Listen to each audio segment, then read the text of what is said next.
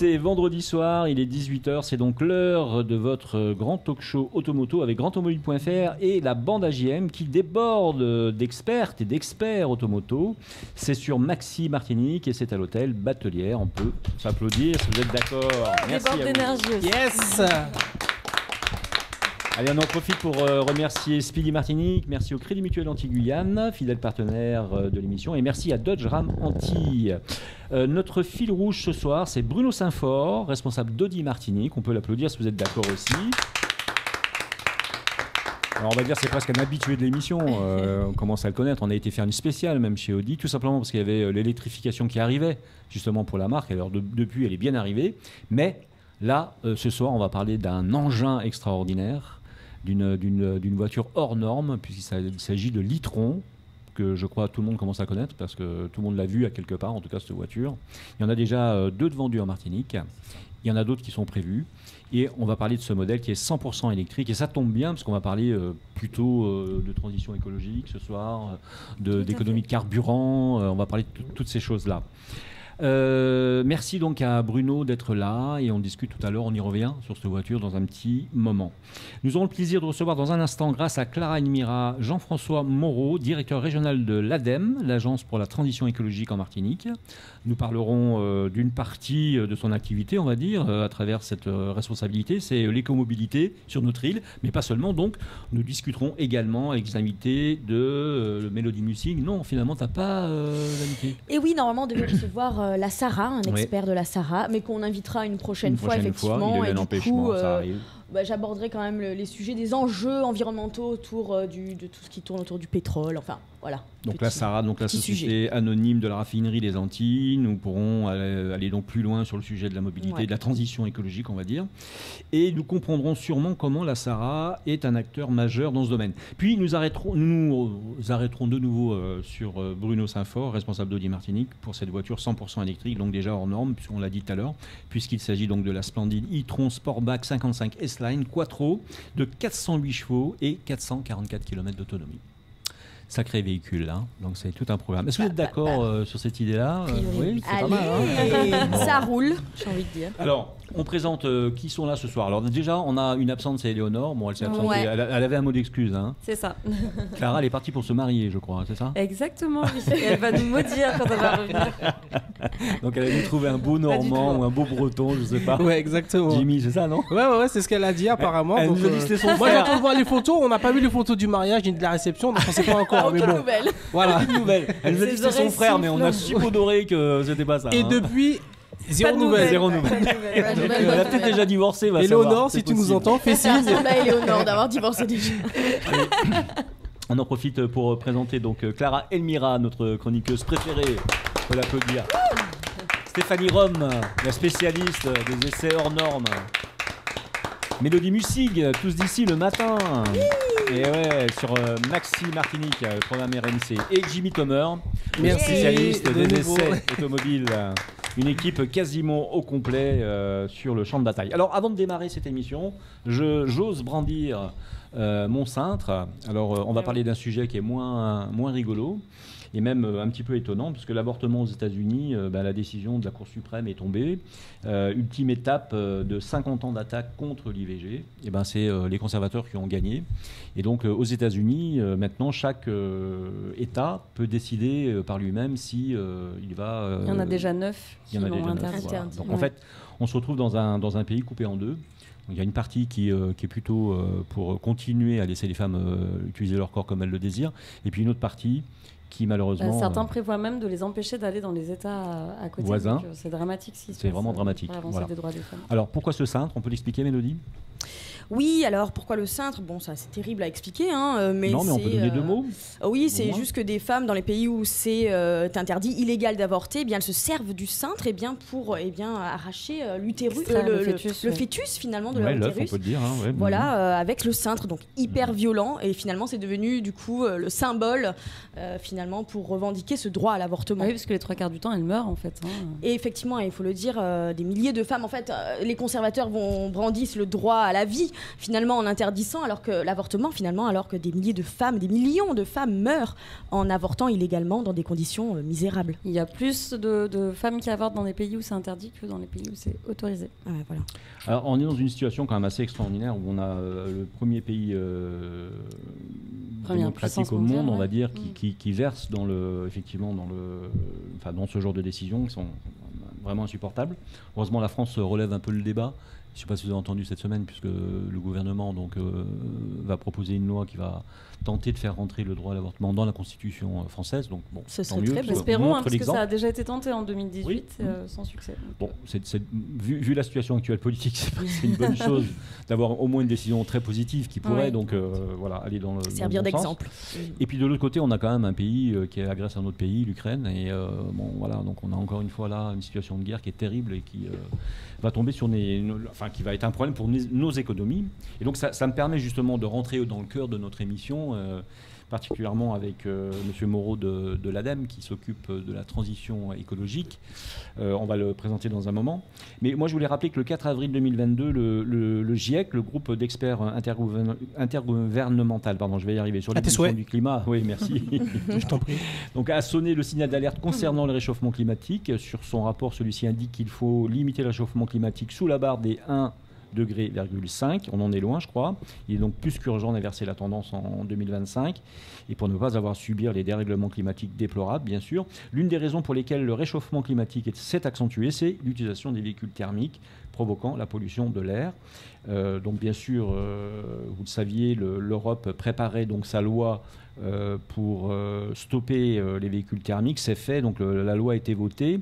Donc dès 2035, il n'y a plus de voitures thermiques qui seront vendues sur la planète, en tout cas en Europe.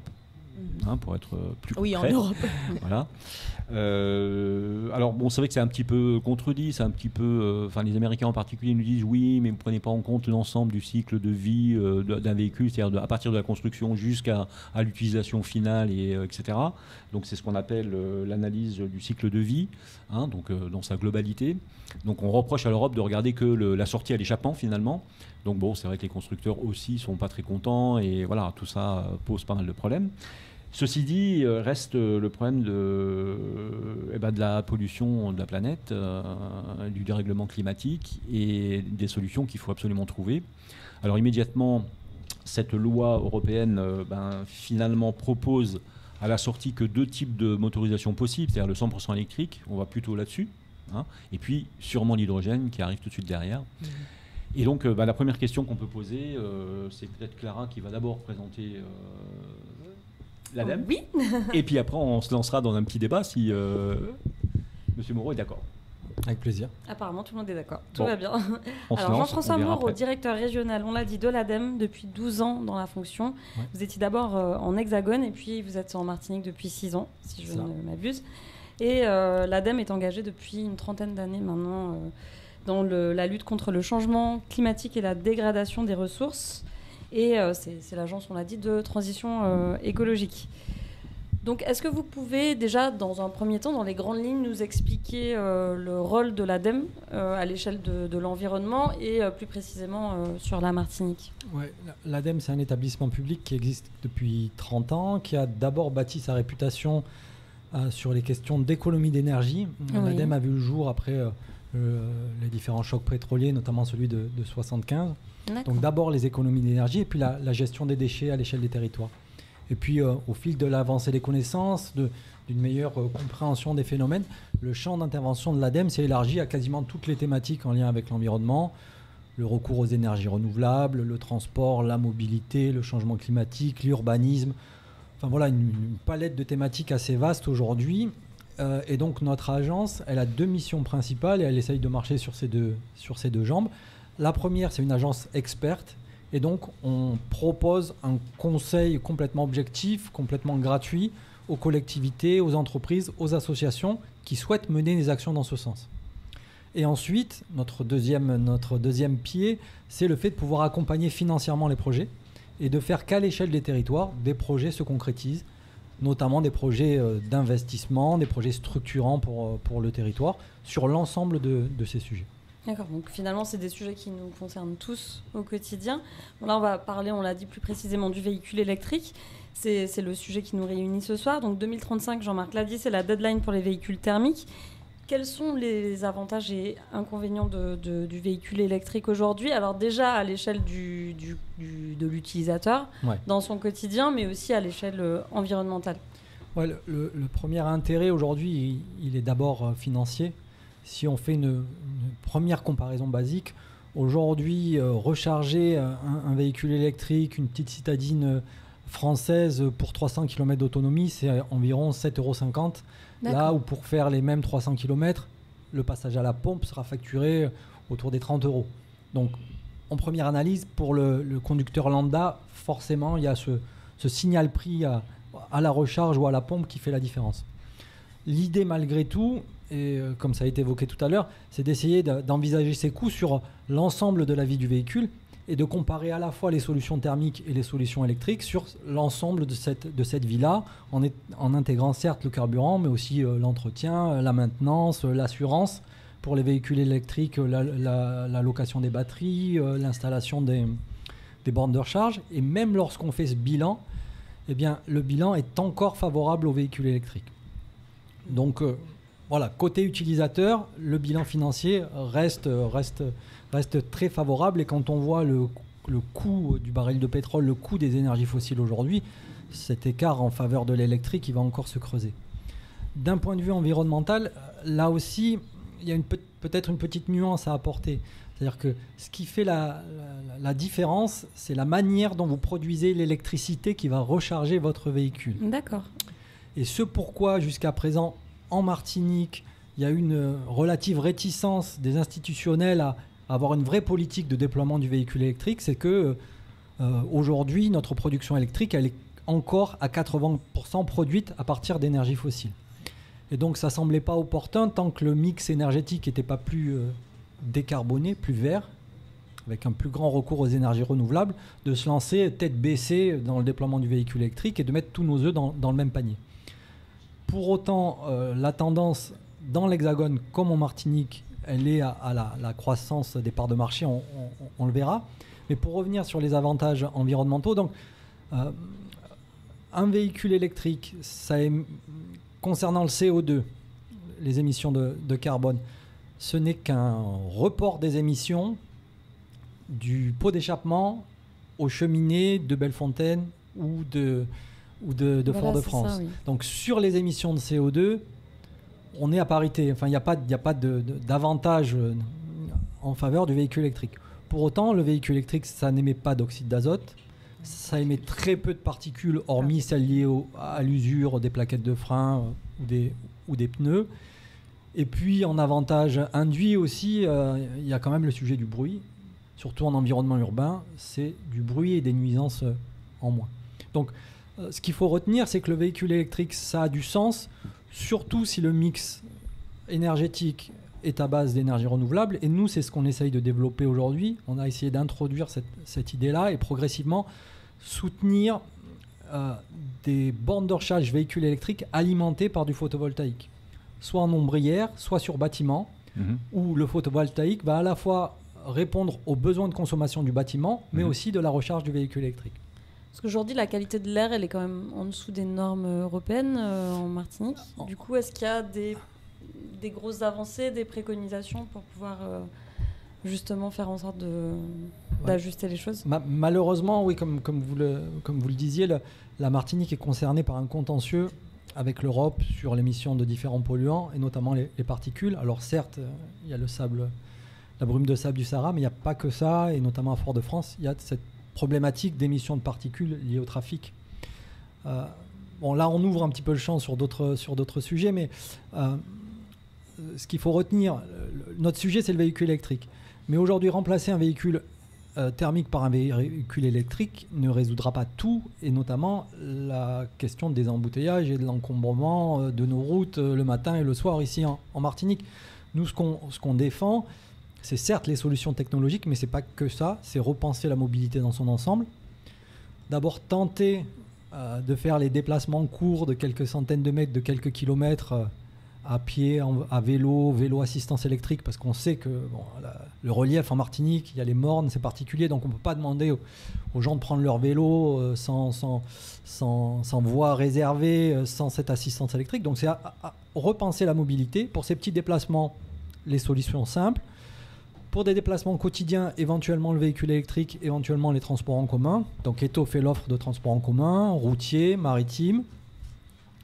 Et puis faire émerger aussi de nouveaux services de mobilité, comme on peut les connaître dans l'Hexagone, le véhicule partagé, le covoiturage, et ainsi de suite. C'est le mix de toutes ces solutions d'organisation du transport, changement de comportement et de technologie. Et la place du véhicule électrique est importante. Le véhicule hydrogène, notamment pour le transport lourd, peut être aussi une opportunité pour le territoire. C'est l'ensemble de ces solutions qui vont permettre de résoudre à la fois les questions de dépendance énergétique, de pollution de l'air et puis d'encombrement de nos routes. Alors, Clara, une seconde. Vas-y, t'en prie. Monsieur Moreau, une question. Donc là, je pense à l'auditeur qui nous écoute, qui entend ces informations qui sont primordiales, un peu généralistes, mais primordiales. Mais concrètement, aujourd'hui, j'ai un véhicule diesel, j'ai un véhicule essence. Qu'est-ce que je dois faire? Est-ce que je dois me lancer sur le 100% électrique? Est-ce que c'est intéressant aujourd'hui de se lancer et de prendre de l'avance presque et d'être, je sais pas moi, écolo localement en Martinique, on parle de Martinique, localement. On parle de Martinique. En Martinique, même en Martinique, c'est le cas, avec 2 points de vigilance. Si on peut se recharger à partir d'énergie renouvelable, c'est quand même plus souhaitable, même si notre mission, nous, en tant qu'institutionnels, comme avec la collectivité territoriale, comme avec EDF, c'est de faire évoluer le mix. Et là, ça sera transparent pour les utilisateurs martiniquais. Et on l'espère le faire de manière significative. Donc, avoir en tête cette idée-là. Et ensuite, une petite information que vos auditeurs n'ont pas, c'est que nos véhicules, qu'ils soient thermiques ou électriques, 90-95% du temps, ils sont à l'arrêt. Ils sont à l'arrêt sur un parking, soit à la maison, soit au boulot. Et l'idée, c'est d'essayer de recharger le véhicule à l'arrêt et non pas d'essayer à tout prix sur le trajet de s'arrêter pour recharger. Ça n'a pas de sens. Donc il y a un vrai enjeu à un bon usage, une bonne pratique de ces nouveaux outils que sont les véhicules électriques. Je me pose la question quand même, Monsieur Moreau, de savoir si finalement la stratégie n'a pas été de favoriser plutôt les entreprises, parce que c'était plus facile, c'est-à-dire effectivement d'équiper en photovoltaïque par exemple les entreprises, et donc par définition proposer aux employés d'acheter des véhicules 100% électriques. Et les parcs même naturellement se sont transformés soit en hybride, les parcs automobiles, hein. Mais pour le particulier lui-même, c'est-à-dire la personne lambda qui veut acheter, qui veut être écolo, qui veut participer à la bonne, la bonne lecture de ce que doit être l'écologie en Martinique, est-ce que lui, il a intérêt à acheter une voiture 100% électrique en sachant que finalement, il risque de courir un peu après la borne, puisqu'on a du mal à les repérer véritablement. Dites-moi, peut-être que je me trompe. Pas réellement. Comme je vous le disais, vous pouvez, en pied de votre bureau ou à la maison, recharger assez facilement votre véhicule. On peut avoir en maison individuelle ou en collectif des bornes de recharge sans aucune difficulté. Il faut simplement passer par des professionnels pour faire pour l'installation électrique, il faut des habilitations. Aujourd'hui, il y a malgré tout un réseau de plus de 600 bornes disponibles en Martinique, dont une partie qui sont un réseau collaboratif financé par l'ADEME. Le réseau s'appelle Easy Drive, qui permet à tout un chacun en étant adhérent à cette démarche de se raccorder à ce réseau public. Et comme je le disais, la réassurance, c'est surtout c'est pour faire sauter le verrou psychologique de la personne qui va faire l'acquisition du véhicule. Mais pour autant, dans la réalité du fonctionnement, aujourd'hui, un véhicule qui a 300 km d'autonomie, c'est l'ensemble de mes trajets professionnels sur une semaine. Donc il n'y a pas de sujet. Tous les soirs à la maison ou tous les jours pendant 8 heures, 9 heures, 10 heures au bureau, je peux charger mon véhicule et il n'y a pas de souci. Moi, ma question, ça serait plutôt de savoir si on peut espérer, envisager à l'horizon 2035 d'avoir un réseau d'énergie renouvelable qui permette d'équiper un parc entier finalement. Alors rapidement, parce qu'on va faire la pause pub et puis on se retrouve, hein, vous inquiétez pas, mais rapidement c'est sur cette question. Alors je vous fais une réponse rapide mais qu'il faudra étayer après la pub. Potentiellement oui, puisque le territoire est concerné par un objectif d'autonomie énergétique à 2030. Donc à 2030, on doit être autonome en énergie, donc il n'y aurait pas de contrainte au fait d'utiliser des véhicules électriques sur le territoire. Bruno, dans les solutions que tu proposes avec Audi chez tes clients, quand tu vends un véhicule 100% électrique, tu proposes une solution de borne forcément. Oui. Alors, il faut t'approcher juste de ton micro, s'il te plaît. Voilà. De toute façon, nous sommes tous amenés... bien près du micro, Bruno. Les distributeurs que je représente ce soir à évoquer la chose suivante, c'est que, évidemment, comme disait monsieur à l'instant, pour rester complètement autonome en énergie, il vaut mieux privilégier les solutions personnelles. C'est le meilleur moyen de pouvoir circuler aussi librement qu'on le fait aujourd'hui avec des véhicules thermiques. Alors, tout de suite après, on va tordre le coup aussi à une autre des fausses idées, finalement, qu'on se dit, enfin qui tournent en tout cas en Martinique, c'est que les voitures électriques ne sont pas adaptées à nos mornes. Alors, on ne répond pas tout de suite, on verra ça après, hein, si vous êtes d'accord. On fait la pause pub. À tout de suite. Merci à vous.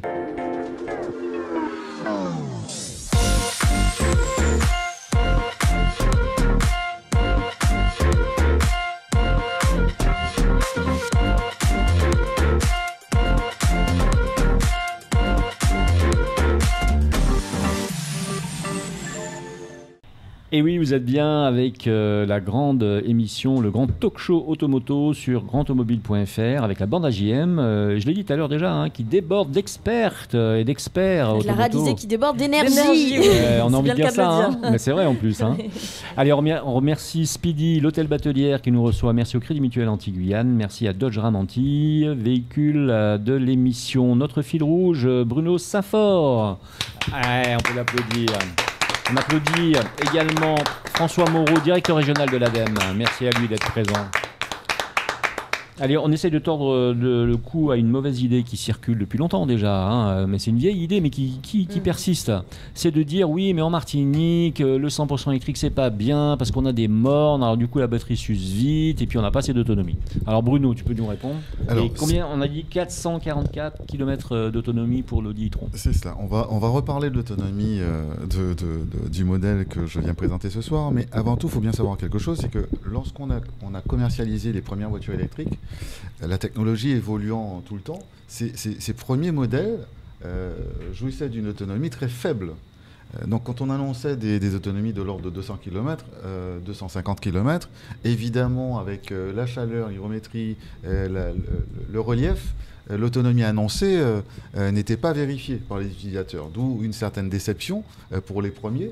Et bien sûr, ils ont communiqué sur cette insatisfaction, ce qui a apporté de l'eau au moulin des détracteurs de l'électrique dans un premier temps. Mais les choses ont vite évolué et évoluent de manière continue sur non seulement le niveau de performance des batteries, leur capacité et surtout leur volume. Parce qu'on va se retrouver avec des batteries de plus en plus puissantes, avec un encombrement de plus en plus maîtrisé. Donc voilà, ce qui est vrai hier ne l'est pas forcément demain. De toute façon, on n'a presque pas le choix que d'aller vers ces solutions. Donc tout le monde travaille de manière très âpre à faire en sorte que rapidement, tous les inconvénients constatés jusqu'à maintenant soient maîtrisés.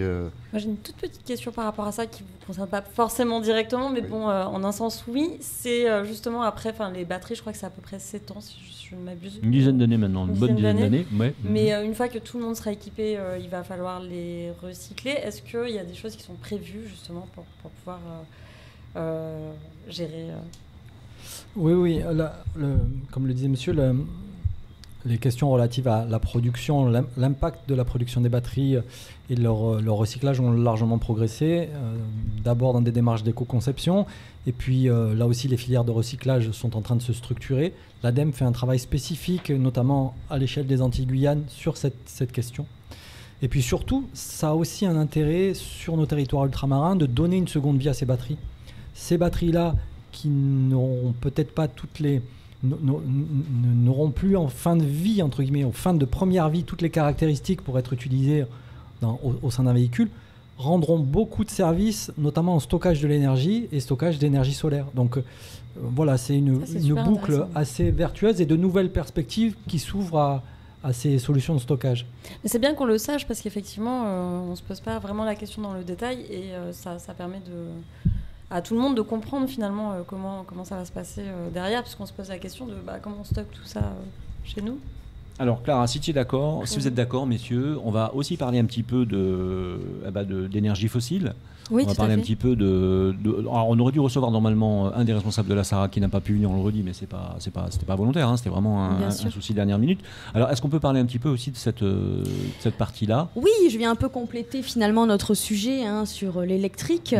Alors ce soir, donc pour moi c'est le retour de la chronique vu que j'ai pas d'invité.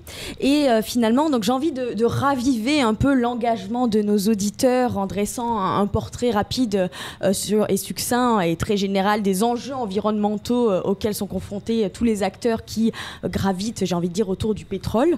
Alors des problématiques environnementales dues à l'extraction et à l'exploitation du pétrole, et même, j'ai envie de dire, la surexploitation des ressources fossiles auxquelles peut-être l'émergence, et normalement l'émergence des énergies vertes dont on parle ce soir, viendra apporter des solutions. Donc avant tout, comment tout cela fonctionne? J'avais envie de rappeler un peu tout le process en fait, de l'extraction au réservoir de nos véhicules, qu'on revienne là-dessus, si on n'a pas effectivement fait l'acquisition d'une 100% électrique encore. Explication rapide, le pétrole extrait des sols passe forcément par des raffineries, à l'instar de la SARA, c'est mon invité qui n'est pas là qui m'a inspiré ce sujet. Et donc la SARA qui est une raffinerie où s'effectue donc du raffinage, c'est très clair, c'est-à-dire qu'on transforme des produits bruts comme le pétrole en produits finis. Deux sortes de produits finis existent, les produits énergétiques tels que l'essence, le gasoil, le fuel, et les produits non énergétiques tels que le bitume. Concernant nos territoires outre-mer, en Martinique, le pétrole brut et les produits raffinés sont stockés et raffinés ici avec la SARA. Et par contre, en Guadeloupe et en Guyane, eux, ils ne font que stocker les produits finis. Voilà un peu comment ça fonctionne.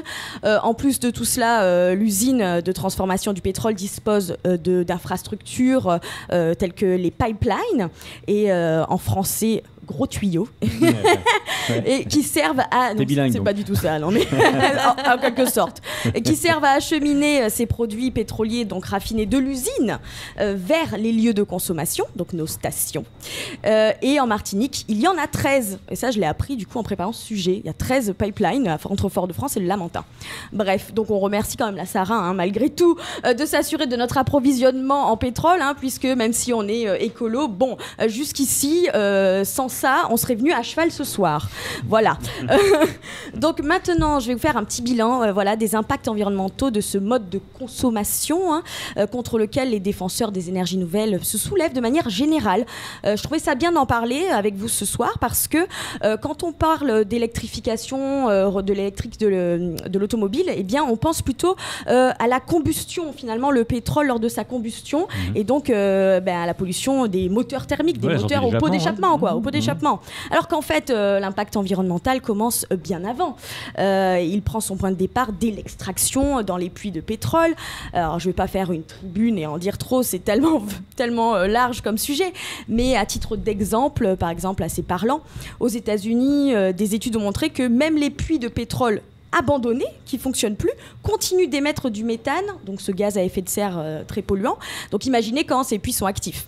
Et puis au niveau des raffineries, donc évidemment elles respectent des normes environnementales, et sûrement que l'ADEME pourra nous en dire parce que vous travaillez avec la SARA, mais on leur reproche de manière générale d'être à l'origine de nuisances sonores, visuelles, voire de présenter des risques de pollution des sols, notamment potentiellement dus à des fuites qui peuvent arriver. Et d'ailleurs en parlant de fuites, on connaît tous ce phénomène des marées noires qui nous ont terrifiés dans les journaux. Il y en a eu plein, il y en a eu pléthore, et hyper dangereux. Bref, une exploitation des ressources dangereuses pour l'environnement et puis qui n'est pas pérenne. On le sait, les ressources fossiles conventionnelles s'amenuisent, et en plus avec en ce moment les enjeux géopolitiques, en plus on se dit qu'il faudrait trouver d'autres solutions. Et donc voilà, donc c'était un peu pour parler de tout cela. En plus, c'est vrai qu'on se tourne en plus vers des hydrocarbures non conventionnels, donc le gaz de schiste, qui n'est vraiment pas viable.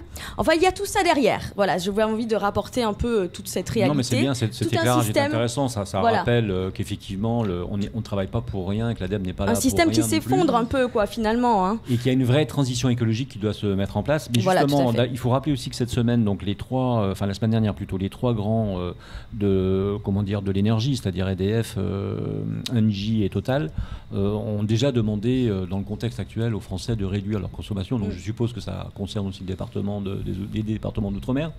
Et je me tourne d'ailleurs vers l'ADEME, justement, vers M. Moreau, pour savoir justement si à ce niveau-là, il y a des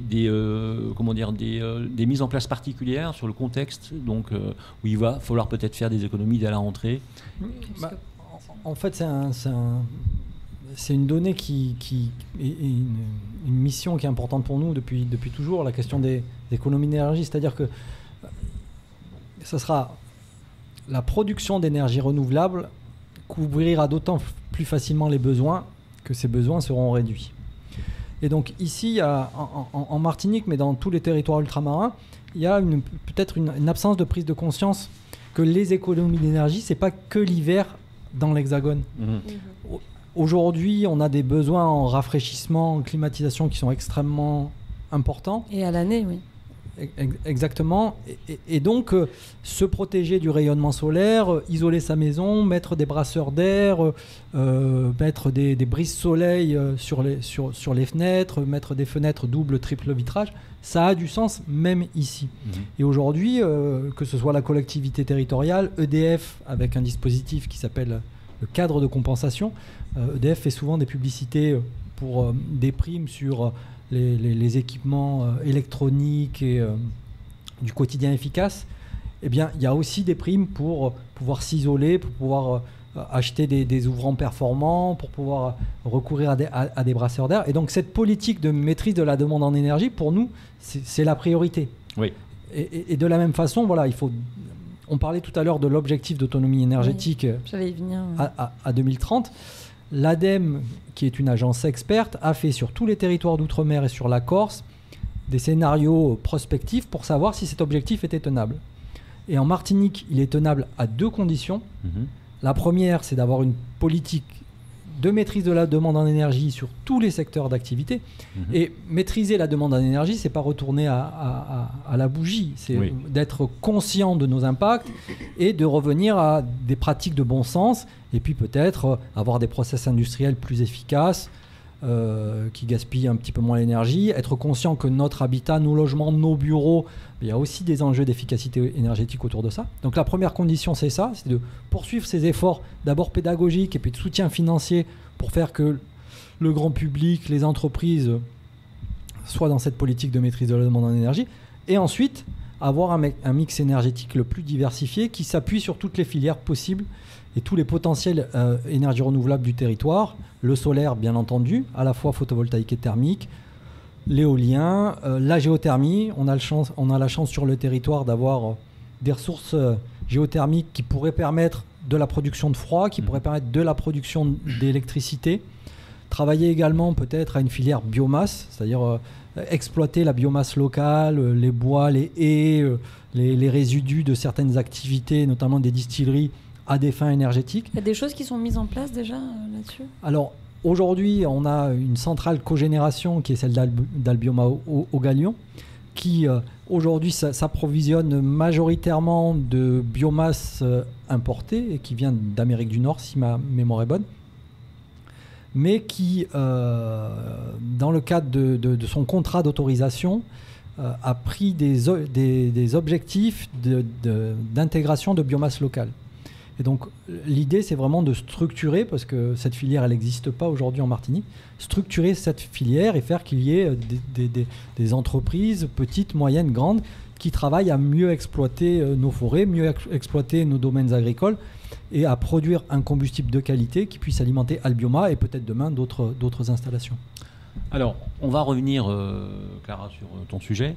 J'avais une question à poser. Encore une fois, je me place toujours du côté de l'auditeur. Bien sûr. Si aujourd'hui, j'ai pas les moyens concrètement de m'acheter une voiture hybride, donc d'autant plus une voiture 100% électrique. Donc, par contre, je suis plutôt écolo. Je fais déjà le tri des déchets. Je fais attention à ce que je fais dans ma vie. Qu'est-ce que je peux faire pour améliorer donc mes dépenses, on va dire, sur l'énergie avec mon véhicule classique? Essence ou diesel? l'idéal serait de s'en servir le moins possible. Mais encore faut-il que l'offre en face existe, et notamment l'offre de transport en commun. C'est délicat aujourd'hui de demander à tout un chacun de faire des efforts alors que l'offre publique n'est pas pleinement déployée. Il y a un certain retard, comme je le disais, et sur l'offre de transport en commun, même si avec le TCSP et d'autres initiatives, il y a des choses qui se mettent en place, mais il faudrait aller encore plus loin. Puis on parlait tout à l'heure d'autopartage, de covoiturage. C'est des choses qui fonctionnent depuis 10-15 ans dans l'Hexagone, et partout ailleurs en Europe, et qu'on a du mal à installer. Alors il y a un attachement un peu historique aux véhicules ici en Martinique, il faut le respecter. Il y a aussi ce sentiment de liberté, de pouvoir partir d'un endroit comme Cambron-nous-Sable. Pour autant, on se retrouve quand même assez nombreux sur la rocade tous les matins et tous les soirs, seuls dans notre voiture à se regarder dans les embouteillages. Je vais laisser la parole à Bruno Safar un instant, M. Moreau, mais je voulais vous dire une chose, c'est que moi je voyage en Europe, particulièrement en Allemagne par exemple, ou en Autriche. Je vous garantis qu'en Pologne, je vous garantis que dès que j'arrive, la première chose que je fais, je loue des vélos. Pourquoi ? Parce que c'est possible, parce qu'il y a des pistes cyclables, parce que c'est protégé, parce qu'on se sent sécurisé. Je me vois mal emprunter la rocade, déjà c'est interdit bien sûr, mais même les routes secondaires en vélo, aujourd'hui c'est pas possible. Donc vous le disiez en début d'émission et vous aviez parfaitement raison, et c'est votre stratégie. C'est ça qu'il faut développer finalement à la sortie. Et Bruno, je te laisse la parole tout de suite après. Il y a des attitudes à la conduite qui permettent de faire d'économiser du carburant. On reviendra, M. Moreau, sur la question que je vous ai posée. Le covoiturage, évidemment, comme il disait, etc. Mais même si nous avions le même flux d'utilisateurs, nous pourrions réduire la consommation d'énergie simplement en faisant attention à un certain nombre de détails. Gonfler ses pneus. Vérifier la pression des pneus une fois par semaine permettrait d'économiser du carburant.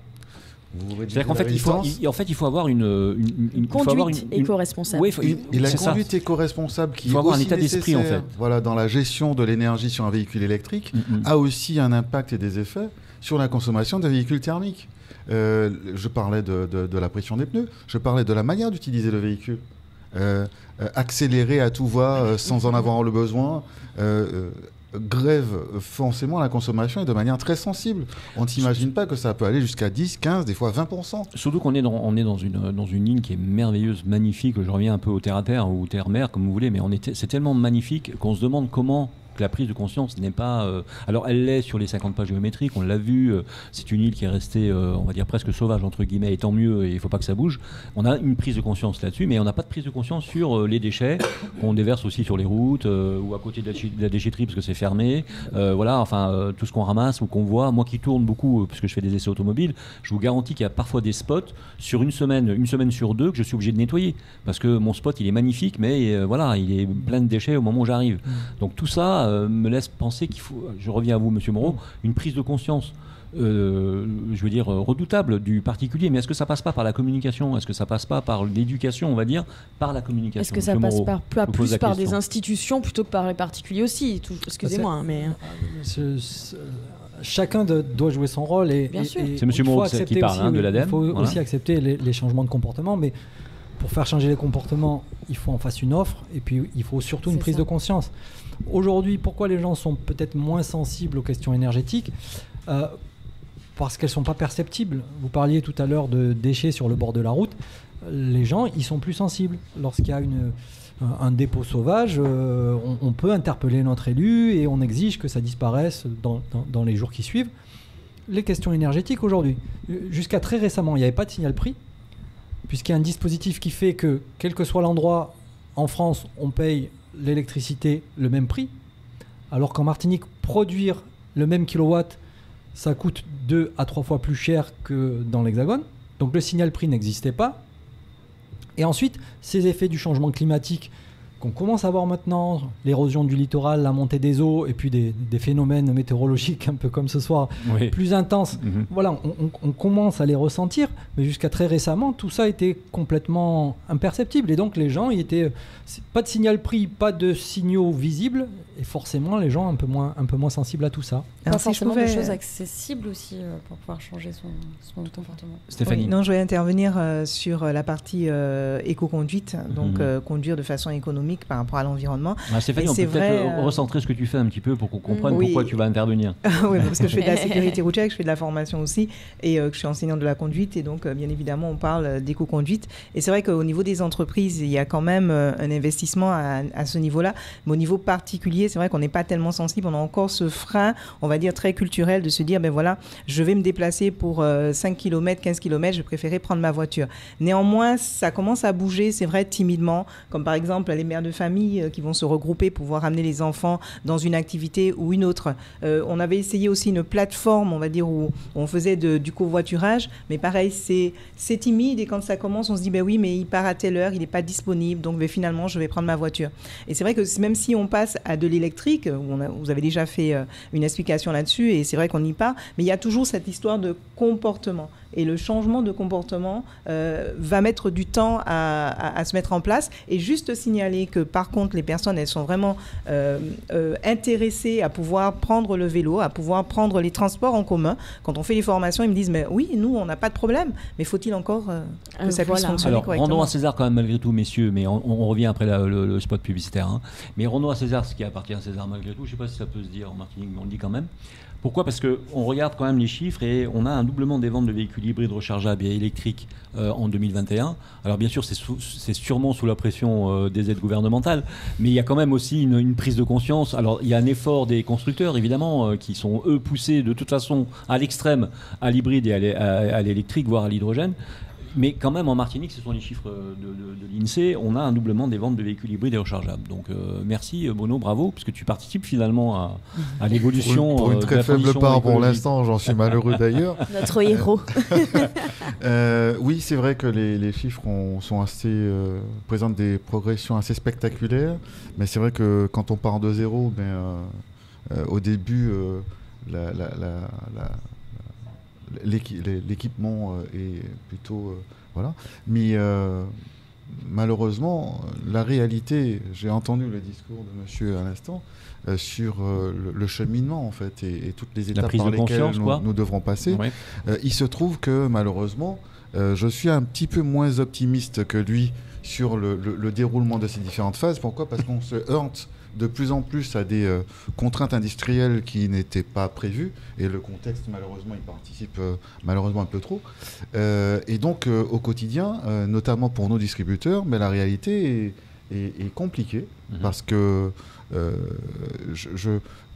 on ne sait pas encore très bien peser l'impact des mesures gouvernementales sur le changement des comportements et sur le niveau de prise de conscience des acquéreurs de véhicules hybrides électriques aujourd'hui.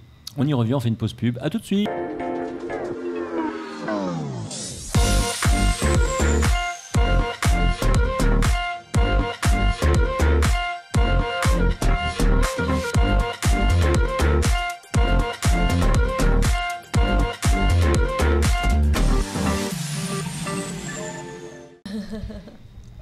Allez, vous êtes de retour dans la grande émission, le grand talk show des experts automoto avec la bande AJM. Il y a beaucoup de femmes ce soir, mais il y a quelques mecs aussi quand même. Hein. On est là. Entre mecs. On retrouve Bruno Saint-Fort. On retrouve Bruno Saint-Fort, donc responsable des ventes de Audi Martinique, qui est en pleine électrification, on peut le dire. On peut le dire. Le pauvre. Ça lui hérisse les cheveux sur la tête. Je ne sais pas si on peut dire le pauvre. Et on reçoit François Moreau, directeur régional de l'ADEME. Merci à lui, on peut l'applaudir bien fort. On est avec Jimmy Thomer, on parle des hommes un peu. Bonsoir. Ça va, oui, on est là, tout à fait. Très bonne émission. Bon. Excellente. On est avec Stéphanie Rome qui va intervenir dans un instant. On est avec Clara Elmira qui reçoit justement l'ADEME. Merci. Et on est avec oh là là, Mélodie. Survoltée. Mélodie ça c'est Clara, c'est pas Mélodie. Bon, okay. Qui est survoltée. On sent que tous les matins elle se boit un petit verre de pétrole. Hein, Je suis pro Sarah. On la sent toute en énergie. Alors, on se tourne un instant, on fait une petite pause dans notre spécial, on va dire transition écologique, mais on fait une petite pause et on va parler avec Stéphanie d'un sujet qui est très intéressant, comme toujours avec Stéphanie, c'est le service national universel, le SNU. Pourquoi ? Parce qu'il y a une relation justement avec son job et l'automobile. Et c'est elle qui nous dit tout.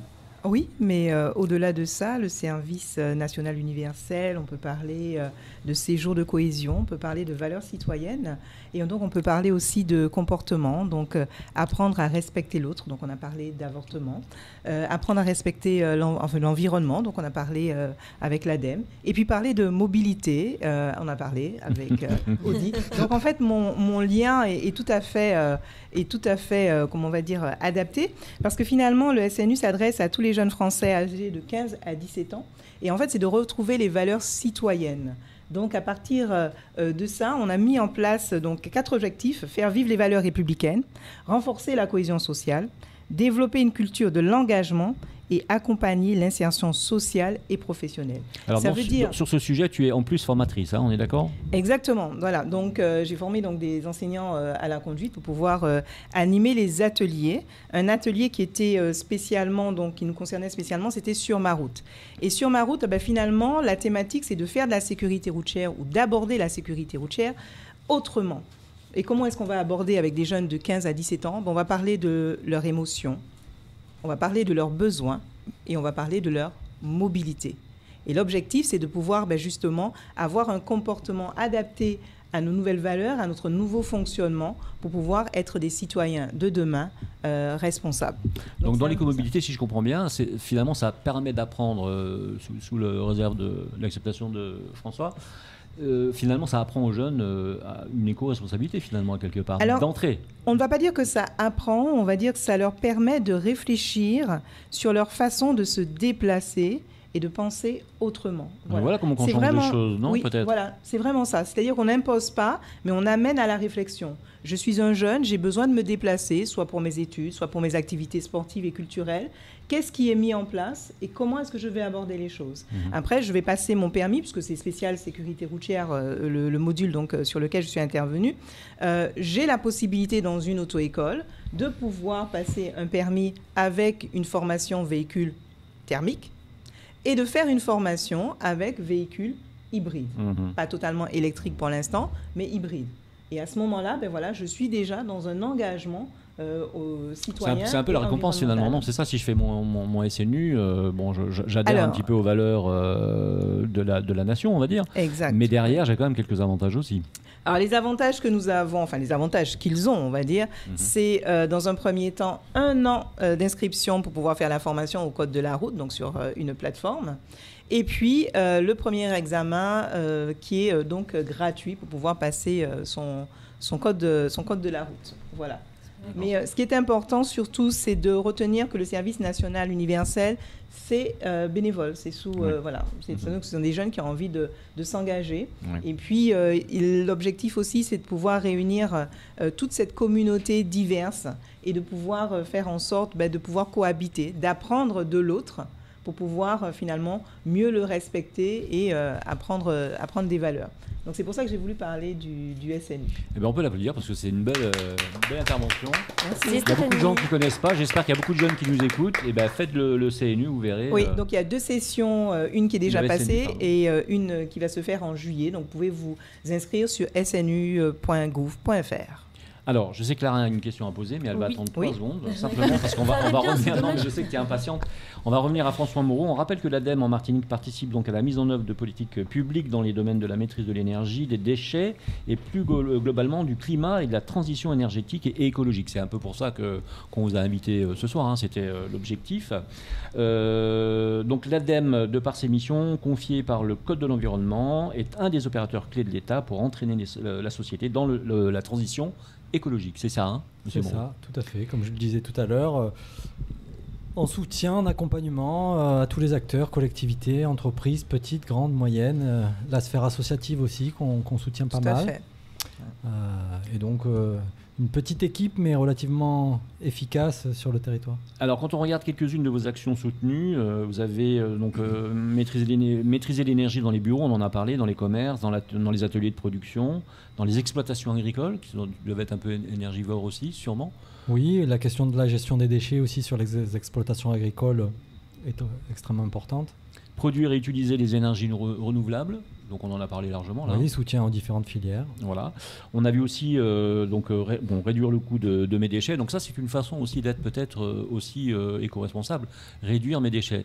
Je vois qu'il y a beaucoup de, en Europe particulièrement, il y a beaucoup de, de personnes, de groupements même qui se sont lancés vraiment dans le zéro, quasiment zéro déchet.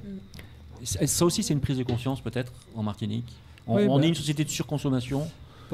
Pas plus ici qu'ailleurs. Pour autant, la difficulté, mais qui s'impose à tous nos sujets, c'est le fait qu'on soit sur une île. Et donc forcément dépendant de ce qui en rentre et de ce qui en sort. Et de l'étroitesse de cette île, parce que malgré tout, c'est une île avec beaucoup de qualités, beaucoup d'atouts, mais c'est une petite île. Et la gestion des déchets, les activités industrielles de gestion des déchets, ça a besoin de place. Et donc l'idée, c'est d'essayer de limiter notre production de déchets pour ne pas avoir à les traiter en bout de course. Et d'ailleurs, j'ai même vu, je ne savais pas, que vous intervenez aussi sur des sites pollués. Oui, et sur la requalification de sites pollués. On a eu, dans le cadre du plan de relance, différents projets, notamment à Fort-de-France, qui permettront de requalifier des sites et donner là aussi une nouvelle vie à d'anciens sites, soit friches urbaines, soit friches industrielles. Clara, avant qu'elle me prive de quiche Lorraine.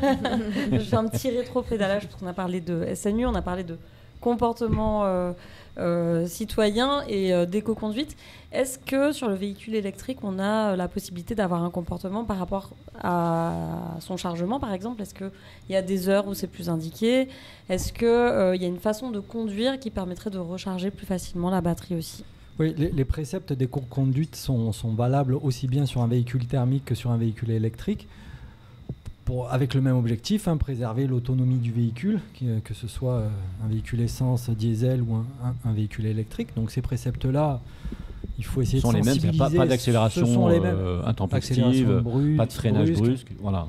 Exactement. Tout ce qui fait l'économie d'énergie normalement. Donc, soit par le biais de l'entreprise, soit à titre personnel, tous ceux qui peuvent accéder à ce type de formation, ce sont de bonnes initiatives, de bonnes choses.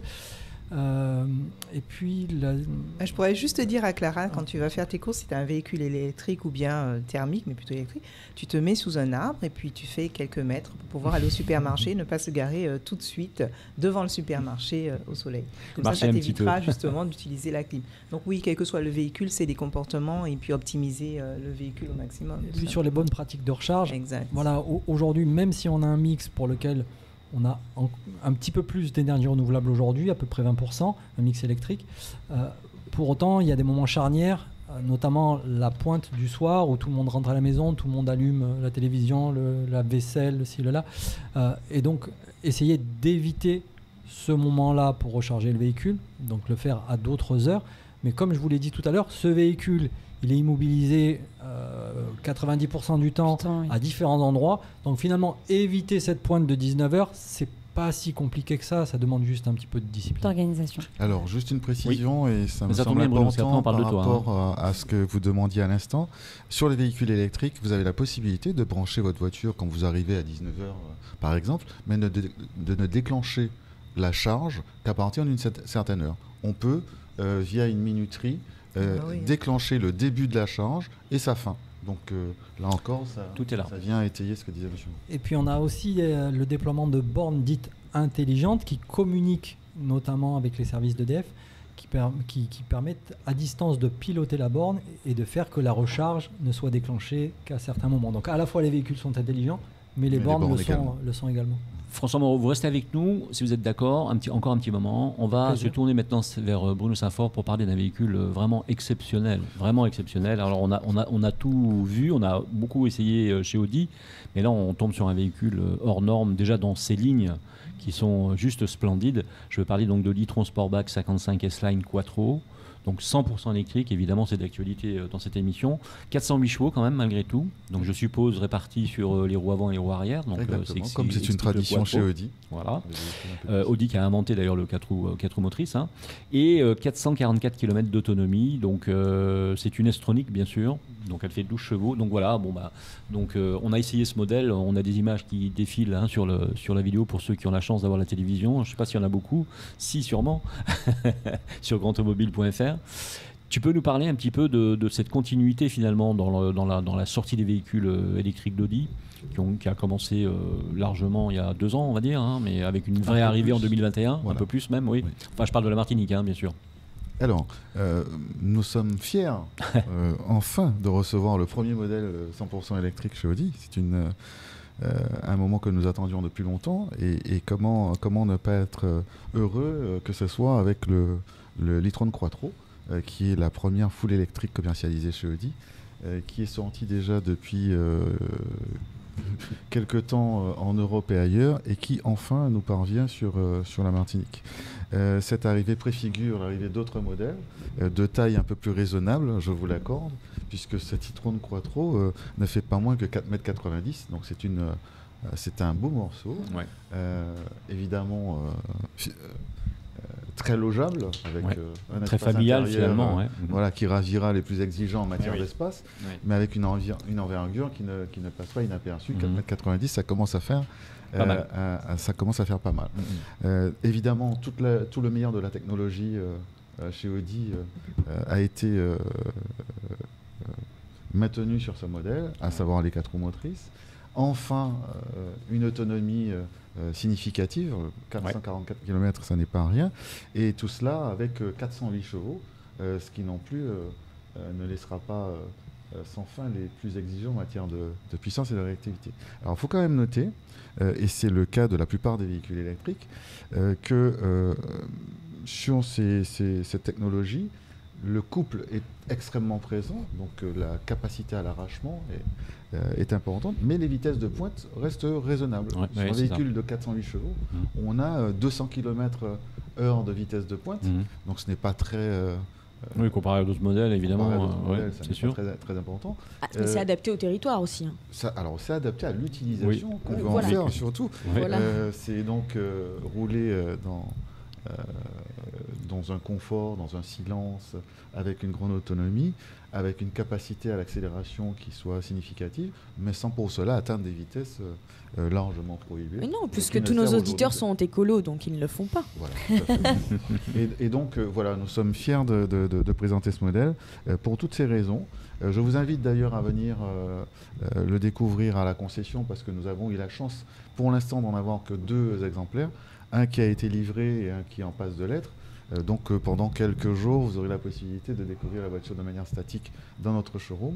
Et l'essai que nous allons réaliser avec Jean-Marc demain viendra agrémenter finalement un petit peu tout ça. Oui, c'est les premières images qu'on aura ici sur la Martinique, et on compte bien en faire de très très belles, bien sûr. Voilà. Alors, cette voiture, elle sort dans une lignée de véhicules, on va dire, puisqu'il y a d'autres modèles qui doivent arriver normalement. Alors, est-ce que tu peux nous parler un petit peu de cette actualité-là, qui est un peu chaude quand même malgré tout, parce que avec le contexte international, on sait qu'il y a des problèmes d'approvisionnement, on sait que sur les scènes de montage c'est compliqué. Alors, est-ce que ça bouleverse vraiment tes arrivées de véhicules ? Comment ça se passe ? Alors, tu te tires les cheveux, mais tu n'en as pas trop, donc tu les as peut-être déjà arrachés, je ne sais pas. Mais en fait, je suis en train de m'arracher les derniers, tout simplement. Tout simplement parce que, oui, l'actualité est extrêmement consistante chez Audi d'un point de vue de la sortie et du lancement de nouveaux modèles, mais la production a un peu de peine à suivre pour les raisons qu'on a indiquées, qui sont subis d'ailleurs par tous les industriels au-delà de la sphère automobile. Mais bon, nous avons eu l'e-tron Quattro Sportback aujourd'hui. Nous aurons bientôt, je l'espère le plus tôt possible, l'e-tron Quattro GT dont tout le monde parle, tant de ces voitures. C'est celle qui fait l'objet de la publicité finalement d'Audi au niveau international. Hein. Exactement. C'est que tout le monde dit waouh, c'est quoi ? Le porte-drapeau de la marque, évidemment. Donc c'est une voiture 100% électrique, comme on l'a dit tout à l'heure, mais ça sera une voiture un peu moins polyvalente que l'e-tron Quattro, puisque ce sera une berline très sportive, racée, avec un design absolument ahurissant, éblouissant. Je remarque d'ailleurs un petit retour en Martinique sur les berlines, alors qu'on était très SUV, hein, évidemment. Hein. Beaucoup de femmes aussi préfèrent les SUV parce qu'elles se sentent en sécurité dans la conduite. Mais là, on revient un petit peu à la berline, c'est marrant, hein, avec le 100% électrique d'ailleurs. Hein. Oui, tout à fait. Ça aide beaucoup. Hein. Tout à fait. Voilà, donc ce sont des modèles plutôt plutôt sur les segments supérieurs. Et puis on attend impatiemment, parce que la demande est extrêmement forte et ça correspond un petit peu plus aux besoins de nos clients, un véhicule qui sera de taille un peu plus modeste, qui sera un SUV qui s'appelle Q4, qui a déjà été commercialisé sur la plupart des marchés européens et qui nous parviendra en cours d'année 2023. Un modèle extrêmement attendu puisqu'il sera en termes de dimension entre le Q3 et le Q5. Et donc voilà, courant 2023 on aura ce modèle et puis on verra en apparaître un certain nombre d'autres dont je ne parlerai pas tout de suite parce qu'il ne s'agit pas de sortie imminente, mais en 2024 on aura le Q6 et toute une lignée de véhicules qui seront résolument dorénavant électriques, puisque vous l'avez annoncé tout à l'heure, en 2035, ça sera l'arrêt de l'offre, en tout cas de la production. Et pour Audi, de toute façon, le patron d'Audi avait déclaré qu'en 2030, il estimait qu'il n'y aurait que des véhicules électriques chez Audi. Tout à fait. Voilà. Tout à fait. Merci Bruno, on peut applaudir Bruno quand même. Merci beaucoup Ali d'être venu nous voir avec ce splendide véhicule. Bien sûr, Bruno n'est pas venu les mains vides, il offre un véhicule donc à l'émission, donc c'est Stéphanie qui va l'avoir. Merci à Stéphanie. Voilà, maintenant toi tu as déjà une voiture, donc c'est bon. Donc voilà. Bon, franchement Bruno, merci, courez vite voir ce véhicule parce qu'il va forcément être vendu à un moment donné. Et après ça sera sur commande, hein, c'est ça ?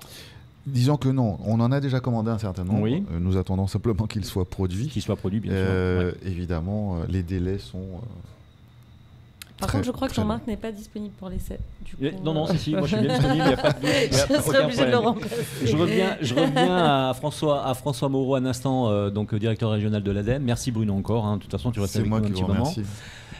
François, je voulais aussi rappeler que grâce à l'ADEME ou avec l'ADEME, on peut devenir partenaire aussi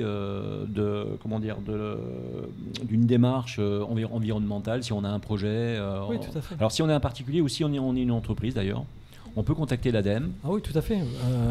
C'est ce que j'évoquais tout à l'heure. On a la capacité de financer les projets. Oui. On finance entre 100 et 150 nouveaux projets par an. Et ça mobilise à peu près en fonction des années, en fonction de l'ampleur des projets, entre 5 et 30 millions d'euros par an. Et donc de projets qui émanent aussi bien des collectivités, des entreprises, des associations. Ça peut aller à de petits projets, sans que ce soit péjoratif, simplement d'un point de vue budgétaire, d'animation, sensibilisation portée par une association, quelques dizaines de milliers d'euros, comme des projets à plusieurs millions d'euros, centaines de millions d'euros, avec des aides ADEME, quelquefois en partenariat avec la collectivité territoriale, quelquefois avec l'Europe aussi, les fonds FEDER. Et on essaye de faire cette union sacrée pour que le territoire soit sur cette voie de la transition. Alors le conseil ultime, le seul conseil, l'ultime, celui qu'il faudrait donner pour faire une transition écologique majeure sur l'île, le premier des conseils. Pour les femmes, faites vos cosmétiques fait maison. Ah oui, ça, bon, d'accord, oui, c'est vrai. On peut peut-être poser la question à tous les gens autour de la table, et ça me facilitera l'exercice. Je ne sais pas s'il y a réellement un conseil ultime, mais à un moment, il faut sortir du déni et prendre conscience de l'environnement à la fois local et international dans lequel on vit.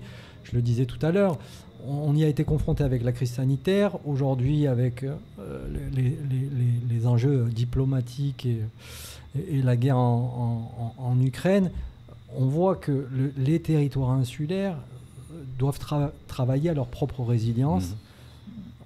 On ne parle même plus d'autonomie, c'est une résilience au service de leur population, résilience énergétique, résilience alimentaire, résilience économique. Et donc, c'est les défis qui font face à nous aujourd'hui et sur lesquels on doit collectivement travailler. Et chacun doit jouer son rôle. On parlait tout à l'heure des institutions qui doivent impulser, qui doivent faciliter, qui doivent financer. Mais les prises de conscience individuelles sont aussi attendues.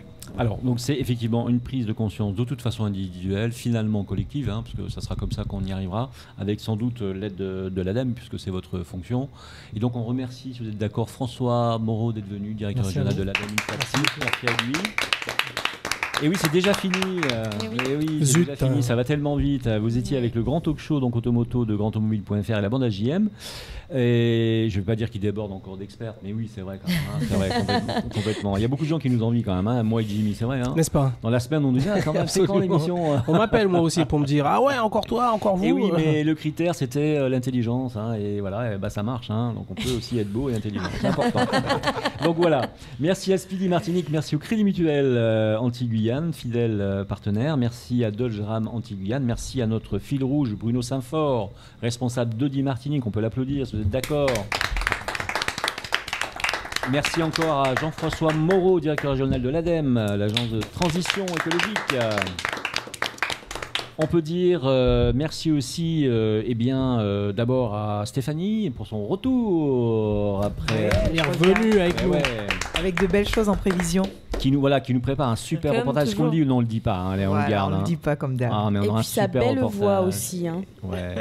Mais surtout là, on a un reportage tip top, vraiment, qui va faire. Ça. Bon, bref.